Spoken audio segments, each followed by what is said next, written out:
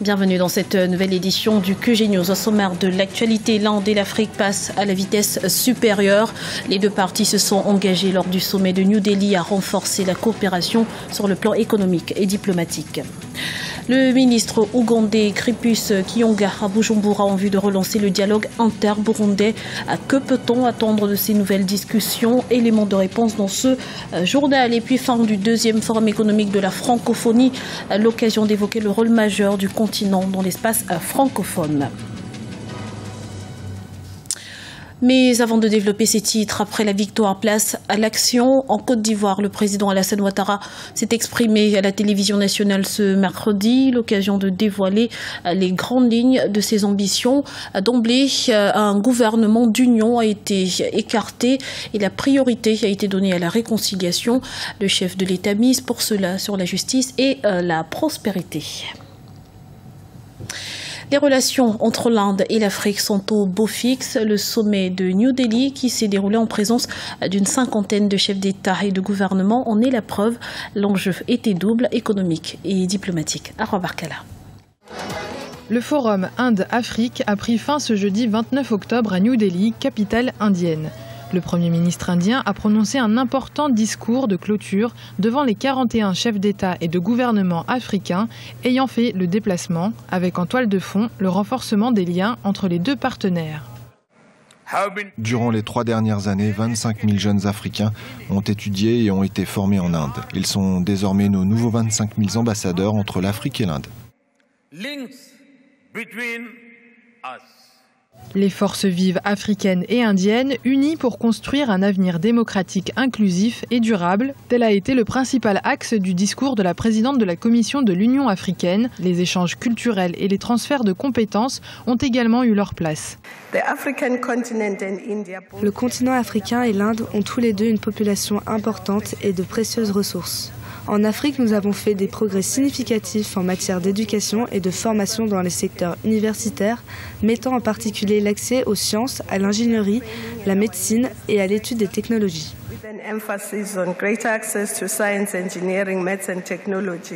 Le forum Inde-Afrique a donné l'occasion à l'Inde de débloquer une ligne de crédit de 10 milliards de dollars sur 5 ans, soit le double de ce qui a été accordé lors du deuxième forum Inde-Afrique en 2008. La 3e édition du sommet Inde-Afrique a donc montré l'ambition pour les deux partenaires d'élargir leur coopération au-delà du seul champ économique.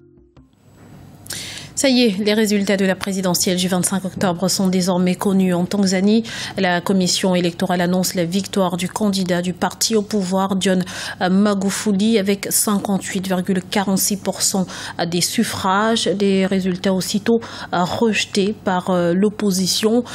Des forces anti-émeutes ont pris position dans plusieurs quartiers de Dar es Salaam pour prévenir d'éventuelles violences. Kripus Kiyonga à Bujumbura en vue de relancer le dialogue inter-burundais. Le ministre ougandais de la Défense prend ainsi le relais de son président Yoweri Museveni, médiateur désigné par la communauté des États de l'Afrique de l'Est. Les détails avec Lise Elsi à Kizimana. Vers une relance du dialogue au Burundi. Le ministre ougandais de la Défense, mandaté par le médiateur de la crise burundaise, le président Yoweri Museveni, est arrivé mercredi 28 octobre 2015 à Bujumbura pour relancer le dialogue inter-burundais. Accompagné par le secrétaire général de la communauté est-africaine, Richard Sezibera, Kripus Kiyonga espère redémarrer les négociations suspendues depuis le mois de juillet 2015.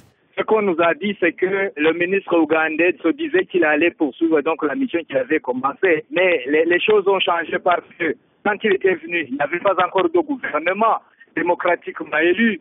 Les institutions démocratiquement élues donc étaient à leur fin.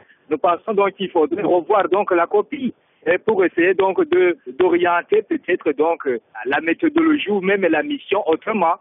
Le CNDD-FDD n'envisage pas en effet de dialoguer avec les opposants du Conseil national pour le respect de l'accord d'Arusha et la restauration d'un état de droit.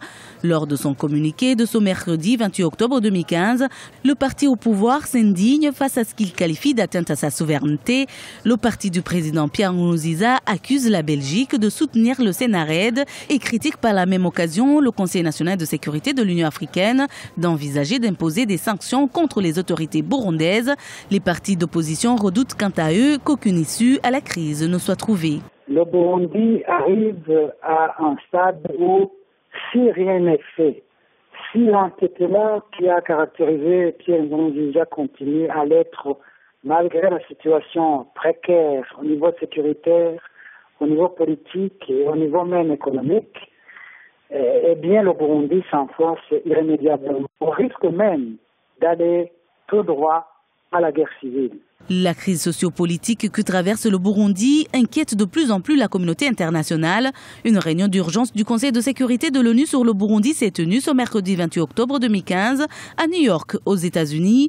Les 15 membres du Conseil de sécurité onusien ont déploré la dégradation de la sécurité ainsi que la violation des droits de l'homme dans ce pays de l'Afrique de l'Est. Par ailleurs, l'ONU encourage l'Union africaine à appliquer les sanctions annoncées le 17 octobre 2015 et appelle à la reprise du dialogue inclusif entre tous les acteurs burundais.